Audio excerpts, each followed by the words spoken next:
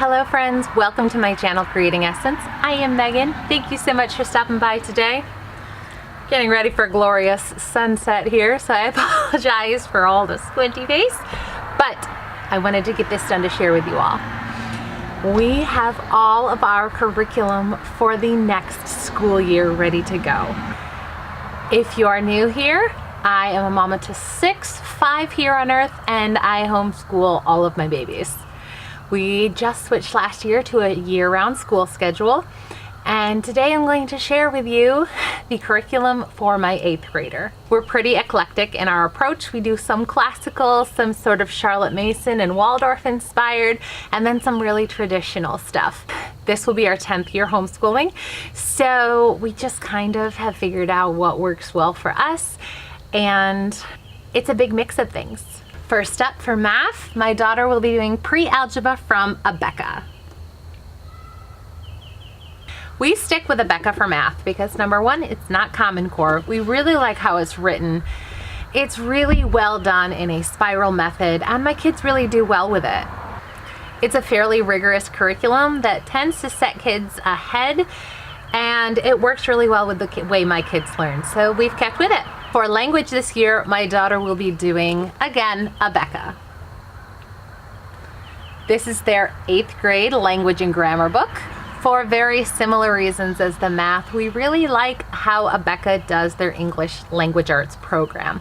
I start all my kids with it from kindergarten because it gives them an amazing base of grammar and phonics and walks them really thoroughly through everything. And we have found it sets them up on such a great foundation.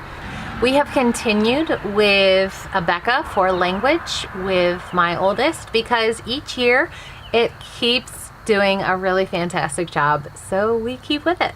A big change we're making this year is for spelling and vocabulary. We are doing Wordly Wise for my oldest. We have traditionally done Abeka for her, but this past year in 7th grade, I still liked how they did things and how the spelling goes hand in hand with what they're learning in English, so they see things multiple times. But I really wanted my daughter to have more focus on vocabulary, and Wordly Wise looks like it will do that for her. For penmanship, we will continue transcribing the Bible. Each of my big kids has a composition notebook. In 5th grade, we start with transcribing the Bible in cursive for penmanship. And each day they're given an assignment starting in the New Testament of a couple of verses a day just to give them a solid small paragraph where they practice their penmanship and get a little Bible reading in too. A new addition for my oldest this year is going to be Civics. This is just a basic flexi-bound notebook from Abeka that goes over briefly each state and then gives a full section for working on your specific state and region, your local county officials, and things of that nature. So I just figured it was a good way and a good time to introduce her to this information on government, both national and regional. And for typing this year, she's going to be in level 3 of the Good and the Beautiful's typing curriculum. We used the Good and the Beautiful typing curriculum for the first time this past year, and we were really pleased with it. My kids had not had very much exposure to formal typing or keyboarding, just really more recreational usage in gaming and stuff like that, and that's more just using the mouse pad and the arrows. So I really wanted to get my oldest too with a good foundation on typing, so we started this past year, and we have really enjoyed this curriculum. It's very affordable. No, I'm not sponsored by the Good and the Beautiful.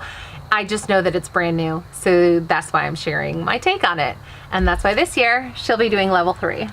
For reading this year, as with all my kids from about 4th grade on, my daughter is going to be doing a list of classic age-appropriate books that we will be getting from the library, or I'll find on eBay for really inexpensive if we can't locate them at the library, because I really want my kids to get a handle on the classics. They do a mix of fun reading where I'll let them pick a book they read it and then they do a book report, and then other times I pick something that's a classic, that is a challenging level, something of that nature for my kids to read.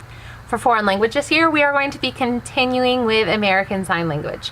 We start out with the free curriculum through LifePrint at ASL University online. And we will be moving into the Sign It ASL program. I will link that in the info box below if you want to see it. This will be the last year that she will be doing ASL. Our whole family does ASL basically from birth through 8th grade. When she hits 9th grade, she'll have the opportunity to choose a different foreign language or to continue and do more challenging things like working on interpretation for ASL, to turn that more into a career and life skill than just a foreign language skill. And that's it. You may notice there are some things missing like history, science, arts and music. All of that we do together as a group, and I will put an info card as well as a link in the info box below when that video goes up, when I do my video covering the group subjects for my kids' homeschool curriculum for this year. Thank you so much for sticking around today, friends. If you like this video, give us a thumbs up. As always, if you have any questions, put them in the comments below. I am happy to answer them. I have 3 more kids that are full-time students this year, so if you want to see what we're doing in 6th grade, 4th grade, 1st grade, and my preschooler, as well as those group subjects, subscribe so you don't miss any future videos. Bye, friends.